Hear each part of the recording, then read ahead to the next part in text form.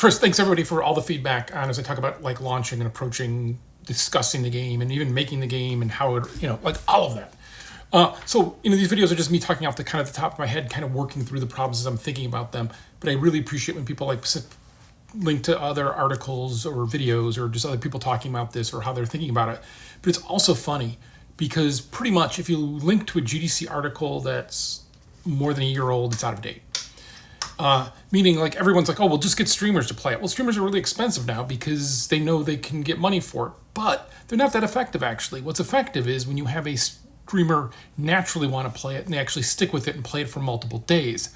But you can do a lot of these things where you pay a streamer $150, $200 for a day, once a week or something. And it's like, it just doesn't work. It doesn't stick, right? Unless it sticks with them. And that's for your game, but also like, they play PUBG every day until they get one of these things, and then they're like, oh, I'm going to play your game for a day, and I'll get $150. Yeah, why not?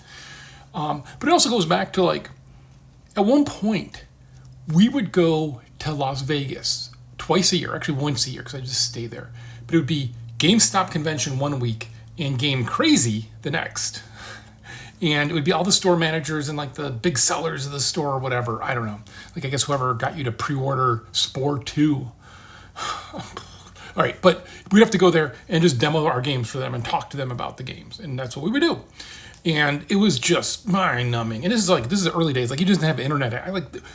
We would do this thing where Doug Lombardi and I would go on stage, and we would do a little patter, and we thought for Left 4 Dead 2, we would actually bring somebody from GameStop on stage and play with me, and while he's talking, just in the background. And I would go find somebody in the audience as they're streaming in. We had 10 minutes because somebody else was going to talk about some EA game, and then I was going to come back and do our thing. So I would ask somebody, and I'm like, where are you from? And then I would run off, and it was at not Bellagio, one of the other big giant casinos. And I'd have to like run, remember this is a Mexican restaurant, Mandalay Bay. And there's a Mexican restaurant, I have to get there because that's the only place I could get internet. And then I'd be like, look up their city and try to get some weird fact and then tell Doug that. And then Doug would just riff on it and they'd be like, oh my God, you know my city. We went to the Apple Festival and had the greatest apple pie.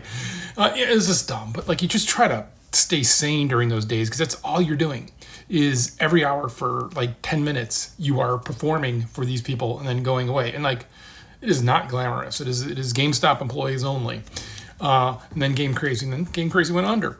But like that would be it. Or like I remember at E3 one time, because again, buyers and stores and retail were all important.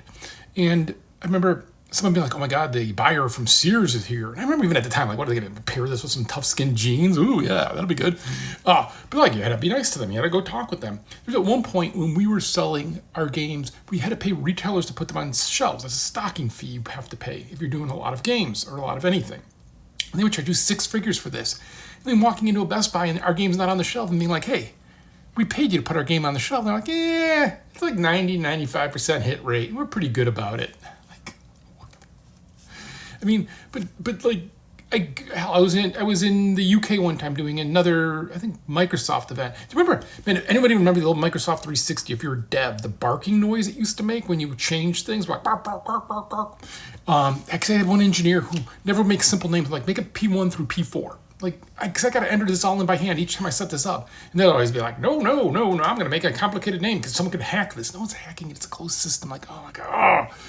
I still like that person, but man. Oh, but so then like the people from Game are there, and they're like, oh, we'd like to see this more. I'm like, I'll come out to York. And they're like, really? I'm like, yeah, why not? I got nothing else to do. I like train rides. Went out to York and showed them the game for a day, and there's lovely people. It was super nice. But like that was like the kind of hustle we did continuously. And you go to these events. I remember we're in Munich, gonna show Left 4 Dead 2 at like a goth bar. No, Left 4 Dead 1.